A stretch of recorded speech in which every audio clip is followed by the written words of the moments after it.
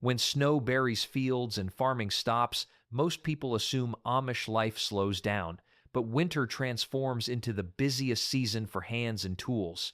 These 10 activities reveal a hidden economy of repair, craftsmanship, and preparation that most outsiders never witness happening behind barn doors.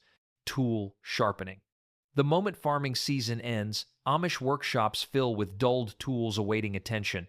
Axes that chopped firewood, saws that cut lumber, plow blades that turned soil, scythes that mowed hay. Every blade that worked through the growing season now sits waiting for restoration that only winter's slower pace allows. Tool sharpening isn't a casual weekend project. It's a systematic process requiring skill and patience.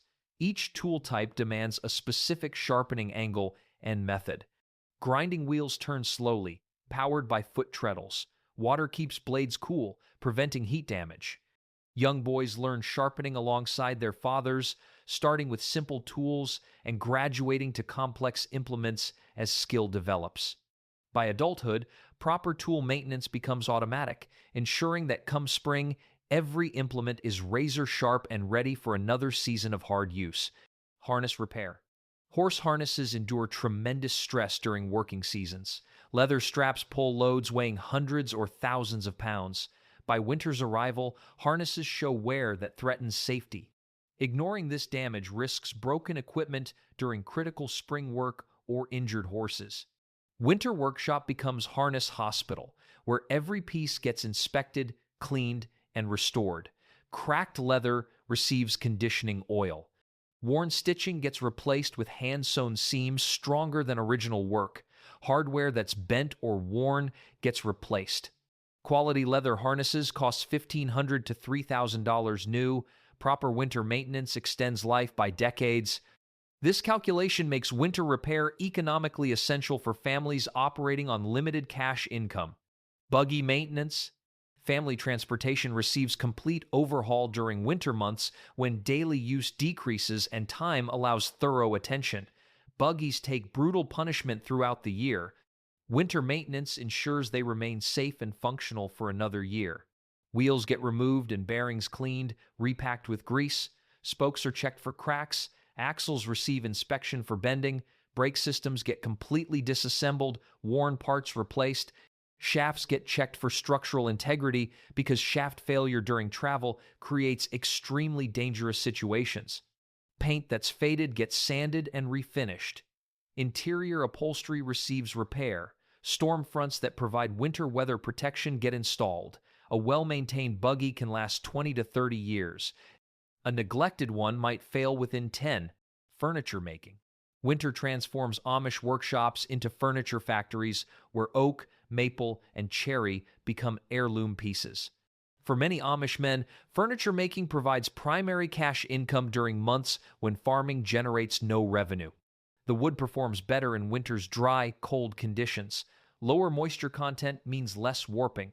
Joints fit more precisely. No electricity means no power tools. Hand planes, smooth surfaces. Traditional mortise and tenon joinery creates connections stronger than modern screws.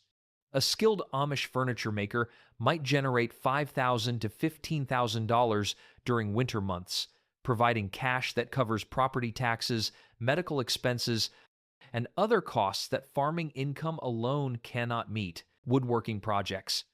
Beyond commercial furniture, winter workshops produce practical items that sustain household and farm operations. Every broken tool handle gets replaced. Storage boxes organize supplies. Shelving appears in cellars and barns. Repairs that were postponed during busy seasons receive attention.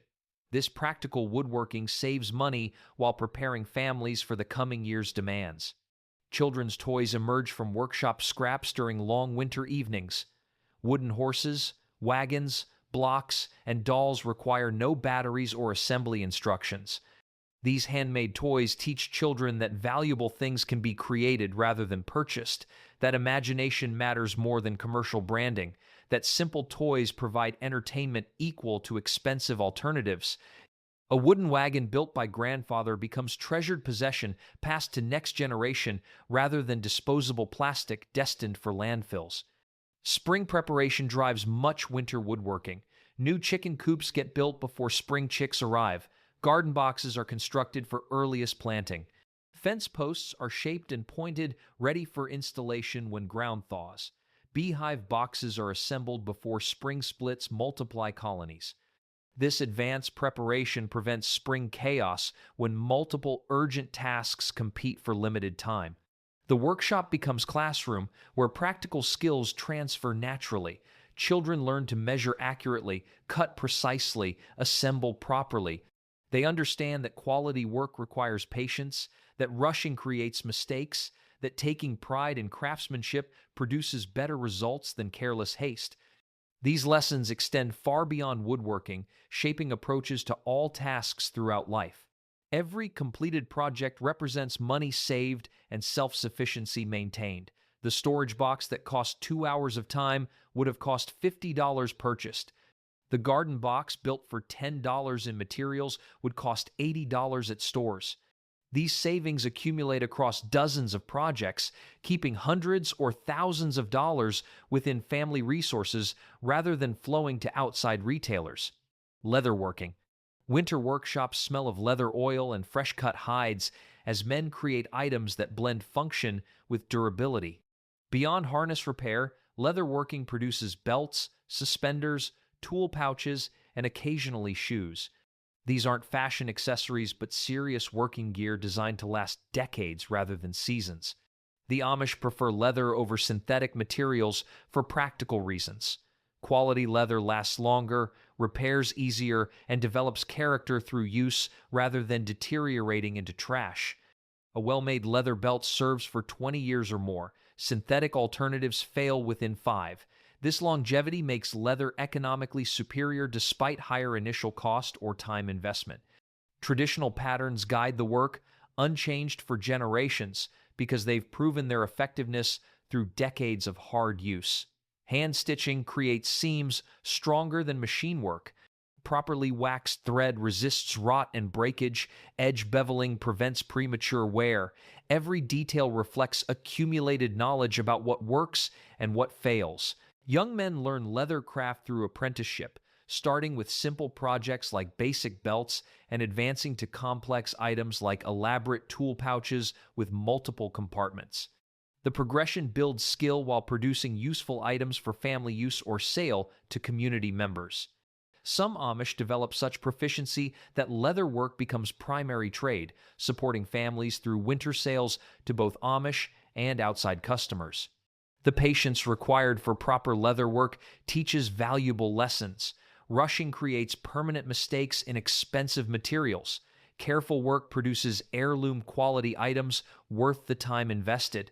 This understanding that quality requires patience serves these craftsmen well in all aspects of life, creating habits of excellence that distinguish Amish products in a marketplace where cheapness often trumps quality. Metalwork and blacksmithing. Forge fires burn hot through winter days as Amish blacksmiths repair, restore, and create metal items essential for farm and household operation. Broken plow blades get rewelded and reshaped. Worn cultivator teeth receive rebuilding. New tools emerge from scrap metal transformed by heat and hammer. This ancient craft remains vital in communities that cannot simply drive to hardware stores for replacement parts. The forge provides additional benefit during winter. Heat. Working near fire makes cold workshop tolerable while accomplishing necessary tasks. Summer blacksmithing becomes brutally hot work. Winter forge work feels almost comfortable by comparison, making cold months ideal time for metal projects postponed during sweltering summers. Community members bring items for repair throughout winter, creating informal economy where blacksmiths trade services for other goods or cash payment. A farmer might bring broken implement parts and leave with invoice, or arrange trade for produce next harvest. This barter and cash economy supports specialists while ensuring everyone's metal needs get met without depending on outside manufacturers. Teaching blacksmithing requires careful attention to safety and technique. Young apprentices learn fire management, metal heating temperatures, hammer techniques, and quenching methods through supervised practice. A mistake might mean ruined project or serious injury. Proper training creates competent smiths who can maintain their own equipment and potentially support families through specialized trade. The sound of hammer on anvil ringing through winter air signals productivity despite frozen fields. While ground refuses plow, hands remain busy, creating and repairing tools that will work that same ground when spring arrives.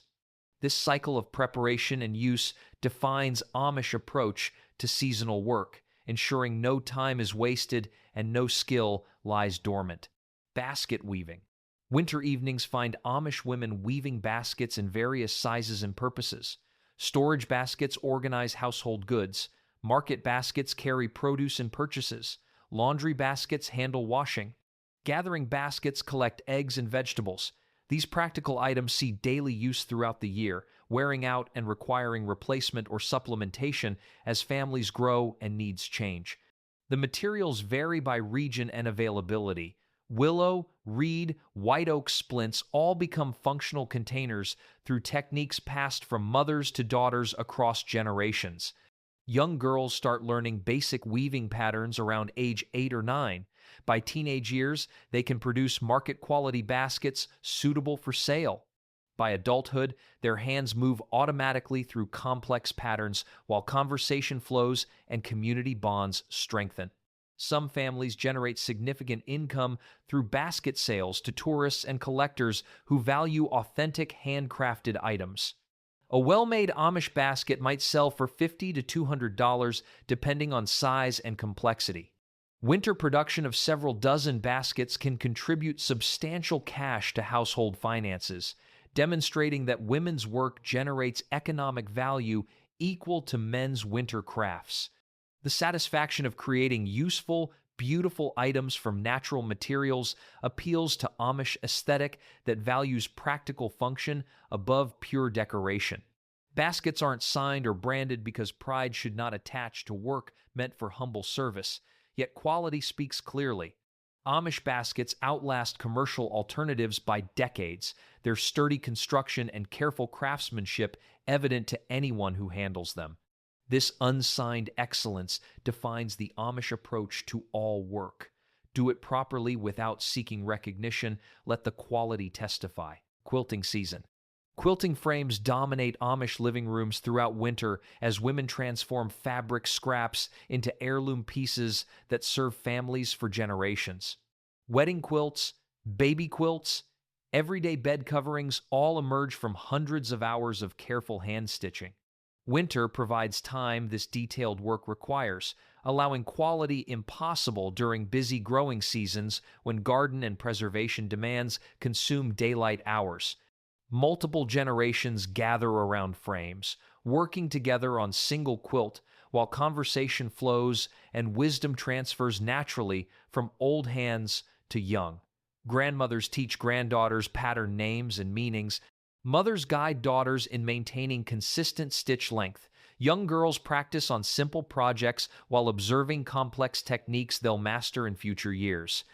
This multi-generational teaching preserves knowledge while strengthening family and community bonds. The geometric patterns require precise cutting and careful piecing. Traditional designs like diamond in the square, sunshine and shadow, and log cabin follow rules about color placement and scale that create visual impact despite simple materials. The final hand quilting that holds layers together provides another opportunity to demonstrate skill through tiny, even stitches that define quality Amish work. Some quilts remain in family use, others get sold to supplement household income. Authentic Amish quilts can command prices from several hundred to several $1,000s, depending on size, complexity, and condition.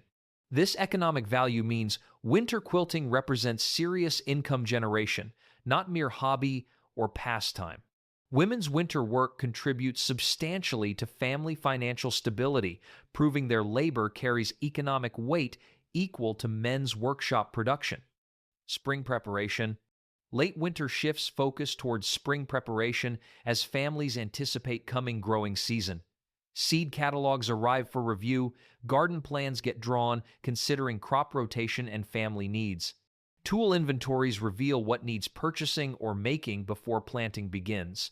This planning ensures smooth transition from winter work to spring planting without chaotic scrambling. Fence repairs receive attention before livestock needs pasture turnout. Posts get replaced, wire gets tightened, gates get rehung. Completing this work during late winter means spring grazing begins on schedule, rather than being delayed while farmers scramble to complete tasks that should have been finished earlier. Barns receive thorough cleaning and organization.